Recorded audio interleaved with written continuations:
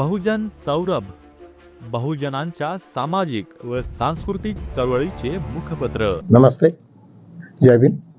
मैं advocate doctor Siddharth कामले, दैनिक बहुजन सौरभ का मुख्य संपादक।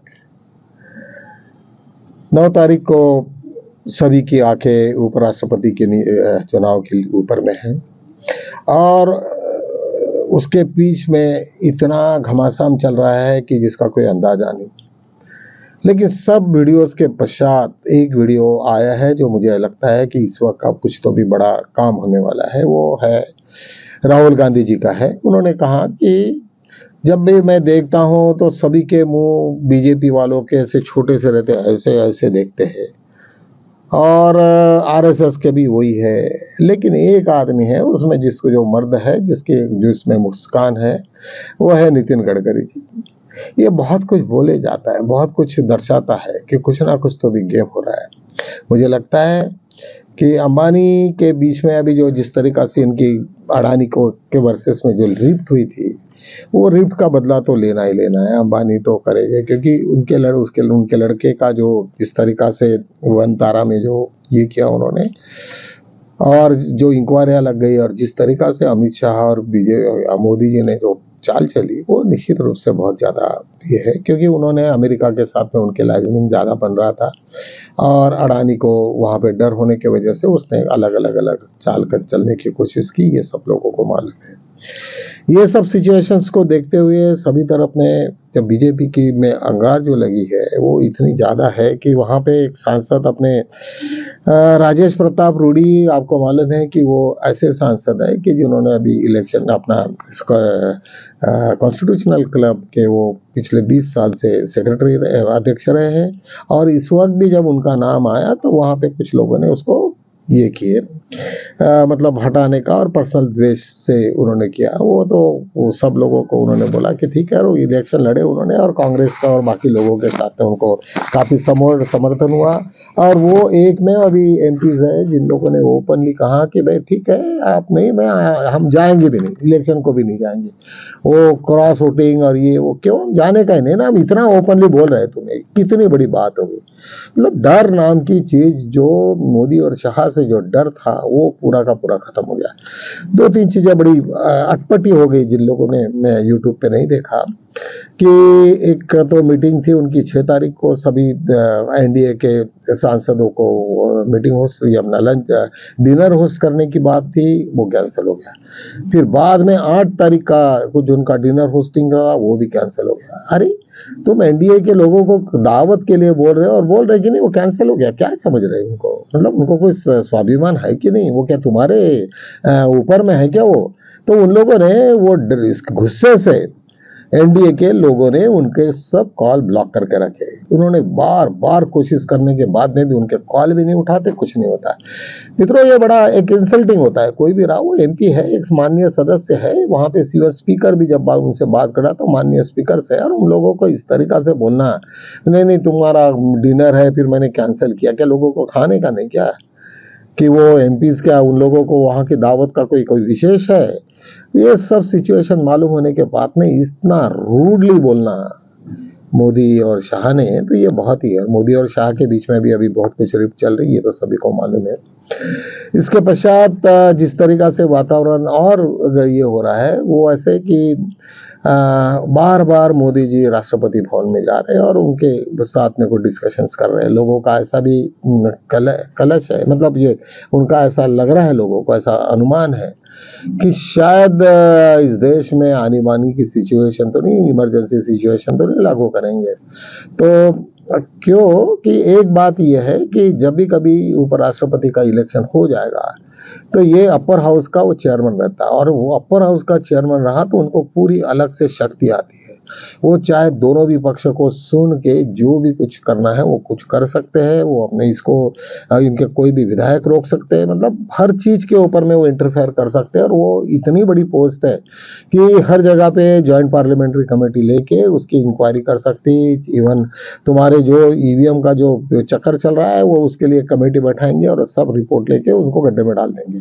तो वो पोस्ट इतनी इंपॉर्टेंट है और इनका ऐसा कहना है, एनडीए का और सभी पूरे लोगों का अनुमान है कि इलेक्शन यदि फंस जाता है एनडीए का, मतलब ये बीजेपी और एनडीए का, तो वो इमीडिएटली नेक्स्ट स्टेप है उनके कि अविश्वास प्रस्ताव आ जाएगा। जब अविश्वास प्रस्ताव आएगा तो वहां पे गवर्नमेंट गिरना सही है। उसके पहले ही वो सोच रहे मोदी जी कि शायद ऐसा हो कि भाई इमरजेंसी सिचुएशन आ जाए, राष्ट्रपति का पूरा शासन हो जाए, बहुत सारे कुछ नियम लग सकते हैं, कुछ लोगों को हटाना चढ़ाना, क्योंकि जब भी कभी इमरजेंसी लगती है तो जो करंट पोजीशन ये जो रहती है उनको 6 महीना तक वो एक्सटेंड कर सकते हैं। तो 6 महीने में वो सोच रहे कि ये सब खेल करने का, और खेल करने के बाद में इसके ऊपर वे फिर दोबारा अपना प्रस्ताव ये करने का है।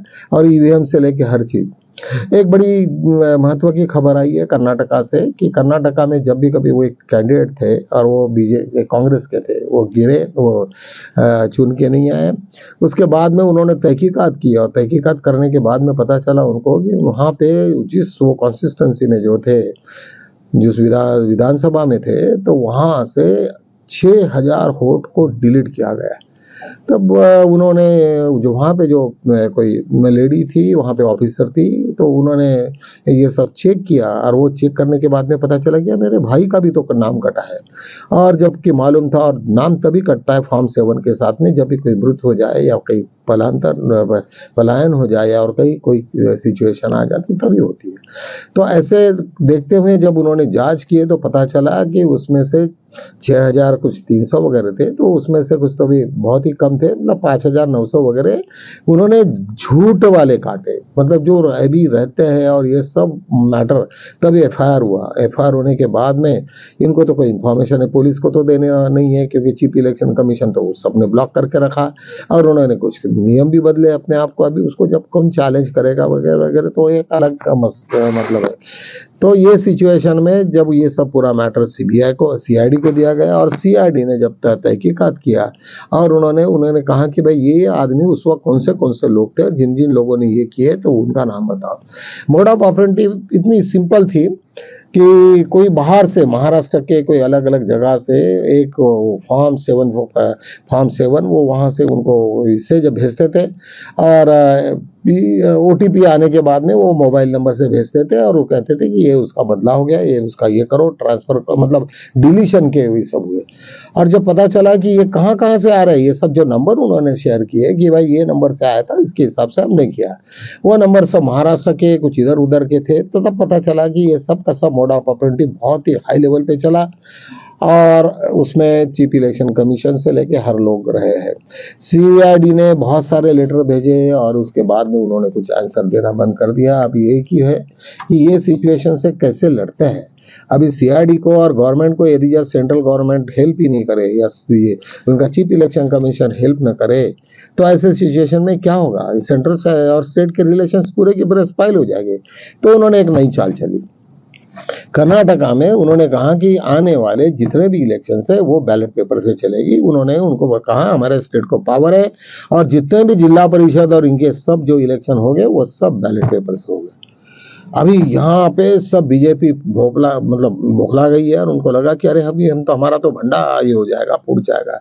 तो ये सिचुएशन आ गई और ऐसे सिचुएशन को अभी कैसे डील करने का करके उनको मालूम है। आज ना कल अभी राहुल गांधी जो कह रहे थे कि भाई मैं हाइड्रोजन बॉम्ब फोड़ूंगा, तो शायद ऐसी टाइप का होगा कि हाइड्रोजन बॉम्ब फूटने वाला है। अभी ये मसला है कि वाराणसी का मसला है। बहुत सारे लोग तर्क लगा रहे हैं कि वाराणसी का ये कोई इशू है, लेकिन कितना सीरियस है कि भाई इनको किसी को मालूम नहीं मेरा वोट कट रहा है और वो वहां से आ रहा और वो मेरा नाम वहां से जा रहा है। अरे इट्स टू मच, मतलब कितना फ्रॉड। और ये देखिए कि यार 60 लाख लोगों का अभी वहाँ पे इशू है बिहार में, और जब सब वो बूथ पे जाएंगे और वो देखेंगे कि हमारे नाम कटे, तो क्या शांत रहेंगे वो लोग? वो तो पूरे के पूरे वो बूथ को भी उड़ाएंगे, वो सब ईवीएम मशीन्स को भी लेके जाएंगे। क्या फायरिंग करेंगे लोग? कितने लोगों पे करेंगे? कि 40-50 लाख लोगों पे करोगे? तो ये सिचुएशन मालूम है कि ये बहुत खतरा है, और बीजेपी को भी अच्छे से अंदाजा था कि ये सब सिचुएशन आज ना कल होना है, और जब होना है तो ये सिचुएशंस क्यों पैदा कर रहे हैं, और जब ये पैदा कर रहे हैं तो उसके भुगतना भी पड़ेगा। निश्चित रूप से ये सब जो भी कुछ हो रहा है वो कोई अच्छा नहीं है और उसके संकेत अच्छा नहीं है। यदि जरा यही कंटिन्यू रहा तो मुझे ऐसा लगता है कि बहुत मुसीबत आएगी। फिर एक मनोहर जोशी ने हमारे वहाँ पे बीजेपी के सीनियर ये थे अपने पुराने जिनको अभी वहाँ से हटाया है, उन्होंने एक 70 पेज का एक बहुत बड़ा एक रिपोर्ट लिखा और उसमें बीजेपी ने किस किस तरीका से काम किया और कैसे कैसे फेल्यूर रहा उसके बारे में ये सब उनको ये किया और आरएसएस ने भी उसको माना। तो निश्चित रूप से बीजेपी में इस वक्त बड़े मोटे पर मतलब काफी हद से मुझे ऐसा लगता है कि इस वक्त वो राष्ट्रपति का इलेक्शंस कुछ इतना सादा नहीं रहेगा। सेकंडली एक दूसरी भी खबर आ रही कि नवीन पटनायक उड़ीसा के जो थे मुख्यमंत्री पुराने, अभी तो बीजेपी का शासन है और उनको बीजेपी के साथ में लड़ना है। तो सभी लोग वहां से सांसद करें कि भाई तुम बीजेपी को क्यों सपोर्ट करोगे, एक तरफ में तुम बीजेपी के अगेंस्ट में लड़ते हो और दूसरे तरफ में इधर में सपोर्ट करोगे, तो निश्चित रूप से बहुत सारा कुछ खेला होगा। मुझे लगता है कि इस वक्त बीजेपी को निश्चित रूप से हार होगी और जिस तरीका से वो राष्ट्रपति के पास में बार बार जाना और ये उनके डिनर्स बंद करना और सेकंडली ये सब के सब उनको डिनर को कैंसिल करना और राहुल गांधी का उसमें एक बहुत बड़ा ये आना है कि नितिन गडकरी जी एक ऐसे नेता है, शायद हो सकता है कि ये बहुत बड़ा खेल है। आरएसएस के भी लोगों को लगेगा कि ठीक है भाई नितिन गडकरी जी ये होते हैं तो शायद आरएसएस को थोड़ा कुछ रिलीफ मिलेगा, क्योंकि बीजेपी तो का भी जब ये पकड़ ये हो जाएगा तो बहुत ये हो जाएगा और सब वो एक दूसरे का ये ले लेंगे। और मैंने कहा कि इस वक्त और एक ये होगा अंबानी जी का ये है, वो अंबानी जी कुछ ना कुछ गेम करेंगे। शरद पवार के साथ में इन लोगों का डील चल रहा है, तो मुझे लगता है कि आने वाले दिन बीजेपी के लिए अच्छे नहीं है। इन्हीं शब्दों के साथ में हम यहीं रुकते हैं, कल मिलेंगे नए सब्जेक्ट के साथ में, तब तक के लिए जय भीम।